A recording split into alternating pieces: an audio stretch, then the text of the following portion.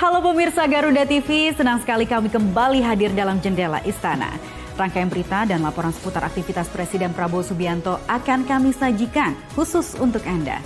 Bersama saya Rika Indriaswari, mari kita simak Jendela Istana selengkapnya.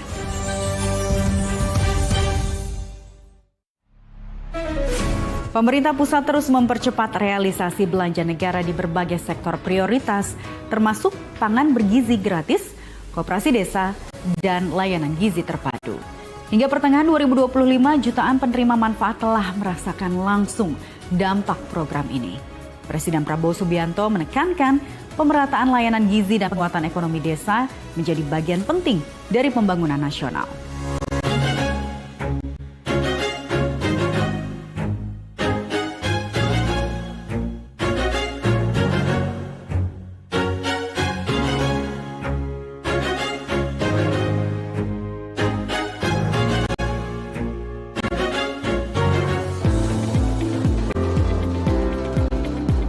Langkah besar pemerataan pembangunan kembali terlihat di Papua Tengah. Menteri Koperasi Budi Ari Setiadi bersama Kepala Badan Gizi Nasional Dadan Hindayana meninjau langsung pelaksanaan program makan bergizi gratis, pembentukan Koperasi Desa Merah Putih, serta layanan pemeriksaan gratis di Kabupaten Nabire.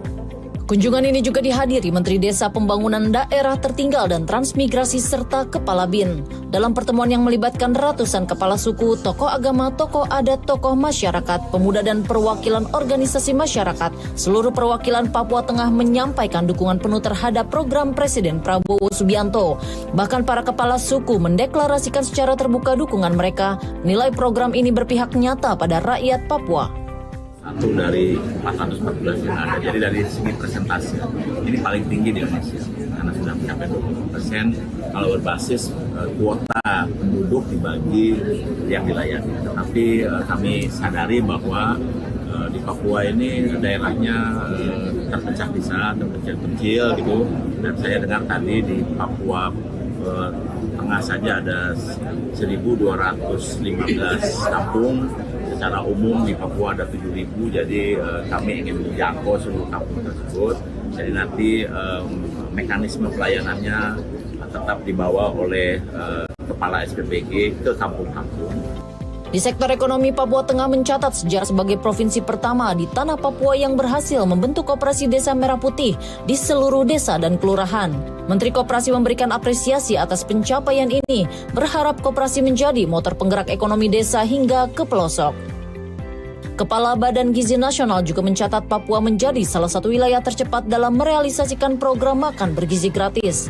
Dari Papua, perhatian pemerintah berlanjut ke tingkat nasional. Presiden Prabowo Subianto memimpin rapat terbatas di Istana Merdeka bersama Kepala BGN membahas progres program prioritas nasional. Hingga saat ini, program makan bergizi gratis telah melayani 15 juta penerima manfaat melalui 5.103 satuan pelayanan pemenuhan gizi atau SPPG yang tersebar di seluruh Indonesia.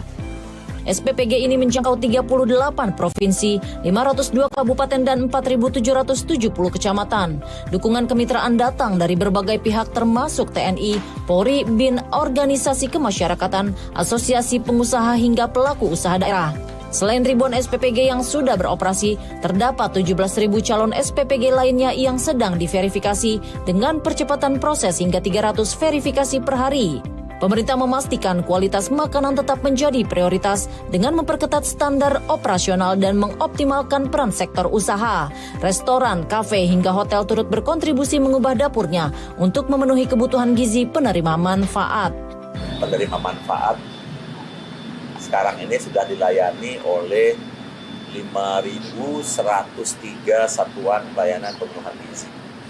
Di seluruh Indonesia mencakup 38 provinsi, 502 kabupaten, dan 4.770 kecamatan. Dan penerima manfaatnya sudah di atas 15 juta, dan insya Allah akan mendekati angka 20 juta. Dan yang paling penting sebetulnya ada hal yang menonjol di mana 5.103 SPPG yang sudah terdaftar dalam sistem kami dan juga 14.000 SPPG yang sekarang sedang dalam proses persiapan, itu seluruhnya merupakan kemitraan dengan berbagai pihak. Di tingkat daerah, Kota Padang menjadi satu contoh daerah yang serius memperluas akses gizi seimbang. Pemerintah kota menargetkan 17 dapur makan bergizi gratis beroperasi hingga akhir 2025. Saat ini program sudah menjangkau lebih dari 9.300 penerima manfaat di 3 kecamatan melalui 3 SPPG. Program ini diarahkan untuk menyasar sekitar 280.000 penerima manfaat, mulai dari balita, ibu hamil, hingga pelajar SD hingga SMA. Untuk memenuhi kebutuhan ini, dibutuhkan setidaknya 80 dapur MBG. Badan Gizi Nasional sudah menyiapkan 3 dapur tambahan untuk mempercepat penyaluran. Wakil Wali Kota Padang mengakui ada tantangan antara lain proses administrasi dan minimnya minat investor swasta. Pembangunan 1 dapur membutuhkan biaya sekitar 1 miliar rupiah, sehingga pemerintah mengajak pengusaha dan yayasan untuk berkontribusi. Dengan target yang ditetapkan, pemerintah daerah berharap pada 2026 layanan gizi gratis dapat berjalan optimal. Sasaran yang akan diberikan makanan bergizi ini sebanyak 280.000 lebih.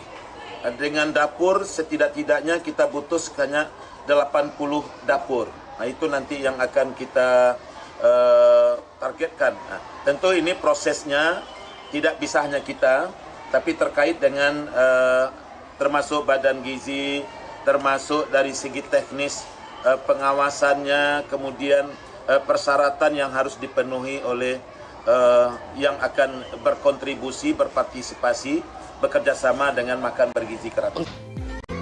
Rangkaian program makan bergizi gratis Koperasi Desa dan Layanan Gizi Terpadu menjadi bukti percepatan realisasi belanja negara yang diarahkan untuk meningkatkan kualitas hidup masyarakat dari kota hingga ke pelosok.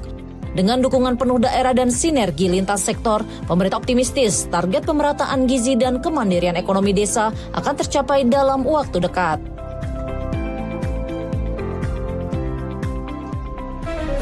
Kemenekraf gandeng 50 IP lokal meriahkan HUT Republik Indonesia.